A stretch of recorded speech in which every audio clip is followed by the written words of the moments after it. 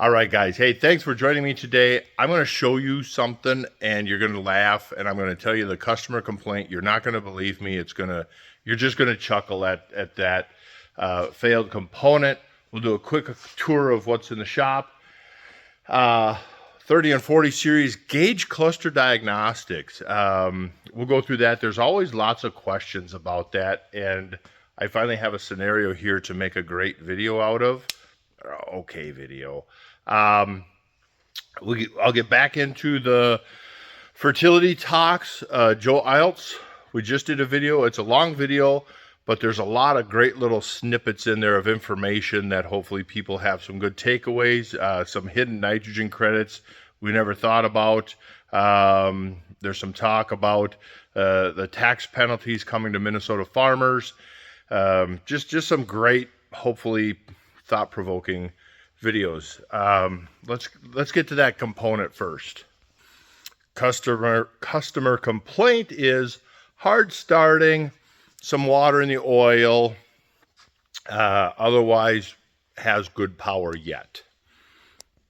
Here is the piston. I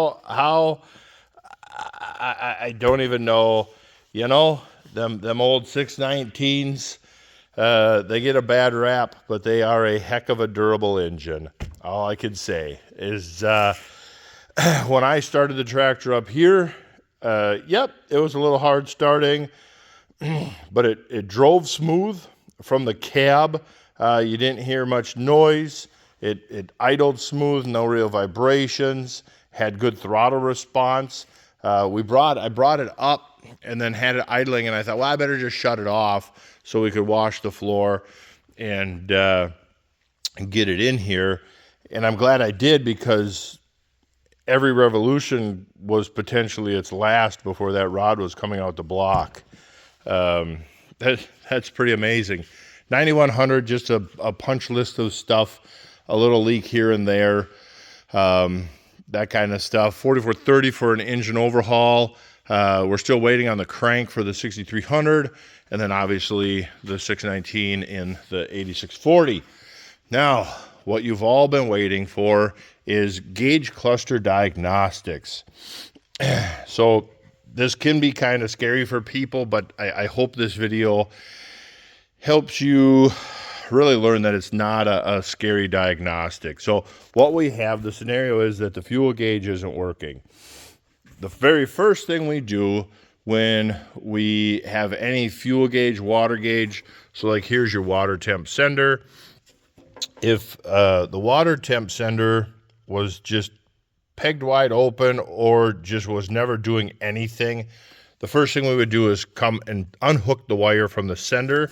That's the same for fuel and oil. All three are the same. You would unhook the sender, turn your key on, and the gauge should peg out one side or the other. Then if you touch the wire to the head or a good ground, the gauge should pin the opposite direction. If the gauge is not moving and you're fiddling with the wire out here between open and ground, or unhooked and grounded, there's a good chance the gauge could be bad. 99% of the time, the gauge is bad when you do that test. Like in this situation, it's that 1% time that we actually have a bad wire. We ohm checked the fuel sending unit, and on fuel sending units, you should have some level of ohms between your sending wire and ground. That ohms will change depending on the level of the tank, and that's how your gauge works. So since nothing is changing here, now it's time to start chasing wires. You have this big plug. I got my flashlight here. So this is the big round plug that goes into the back of the gauge cluster. Right here. Quick note. when changing these gauges to loosen these nuts, it is only finger tight by your extension. And same thing, so here's the glass that would sit on here. So that's, you know, that's kind of what you would see. So these screws are only as tight as what you can turn with your fingers on the extension. Same with these nuts. They are only as tight as what you can turn with the extension. You have power in each pocket. You have a ground and a sender, a ground and a sender. So this fuel gauge, top left, is pin H right here. And I know that because we went to the book, we found our bulkhead connector. It says fuel T30 is brown, and it comes off of H to T30 up on our bulkhead connector. And so if I go from sender to H, I should have continuity. If I don't, then you take all the gauges out, and there's a little printed circuit board in the back that it's not terribly expensive, and it's fairly easy. Just by having all the gauges and these warning lights in there is what holds that little printed circuit board in the back. So we come out here, we hook a jumper wire onto the end of our sending wire, and we hook a jumper wire because this jumper wire is basically just an extension of our test lead from our multimeter. And so we can hook to the end of the sending wire, and then we can go into the cab to H on that pin, and we can touch it, and we had no continuity. So we have a dead spot somewhere. So the next spot is our bulkhead connector. So fuel is top row, second in from the left, and that's where my red lead is going. So if I come in here and touch H, you hear him, we got continuity. So we know our wire from here to our bulkhead is good. But then when we touch the wire, the end of our sending wire and the end of the wire at the bulkhead connector, we have no continuity. So that tells us that somewhere we have no continuity from this pin to that wire.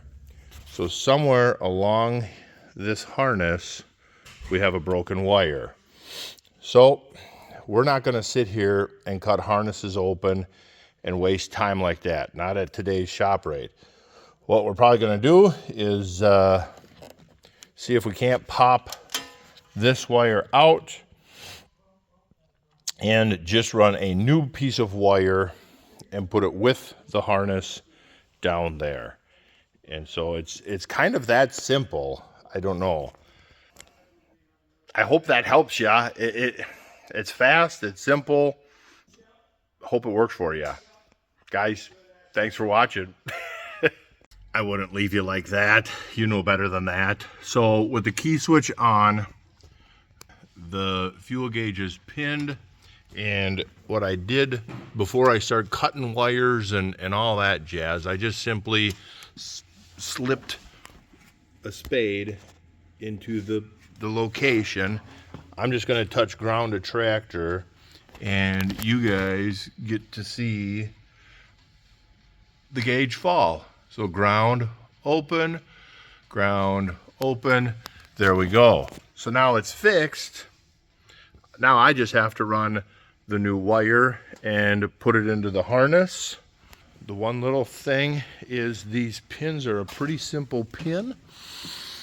So it's a very flat spade. You can see that slot by the left of my thumb. You come in with a screwdriver and just kind of push that in, and then you can push it right out of the connector, the plastic block. And then we'll cut off several inches to save this end. and then run the new wire. Otherwise, if you can get these ends from John Deere and just start from scratch. So there we go. Before we put the hood on, let's test it one last time. I ended up